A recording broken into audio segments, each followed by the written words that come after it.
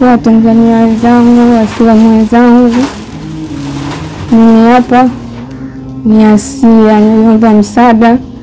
Nashukuru nimepata kiasi kidogo cha 500,000.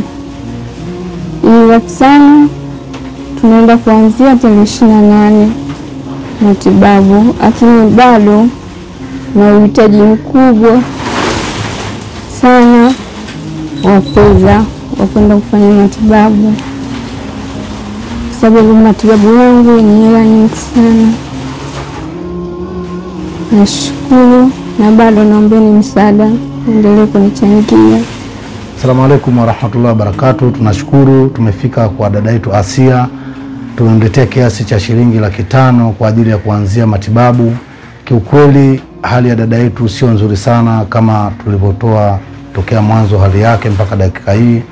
Tarehe 28 Mwenyezi Mungu akijalia mwezi huu inatakiwa kaanze matibabu. Kwa hiyo sisi tu alhamdulillah The Ikram Foundation tumekabidhi kiasi cha shilingi 500,000. Kwa hiyo anatakiwa aende akaanze matibabu. Kwa hiyo bado kuna uhitaji mkubwa wa pesa, kwa sababu pesa inayotakiwa ni shilingi milioni 5. Kwa hiyo sasa hivi tumekusanya kiasi cha shilingi 500,000, tumekuja tumemkabidhi kwa ajili ya kwenda kuanza matibabu. Kwa hiyo tunawaomba ndugu zetu wa Tanzania waliopo ndani ya nchi na walioko nje ya nchi tuendelee kumchangia dada yetu. Inshallah Mwenyezi Mungu amjalie aende akapate matibabu, sababu hali anayopitia ni hali ngumu, usiku halali, anatapika. Kwa hiyo tunashukuru kwa hicho tulichoanza nacho, lakini bado uhitaji ni mkubwa sana.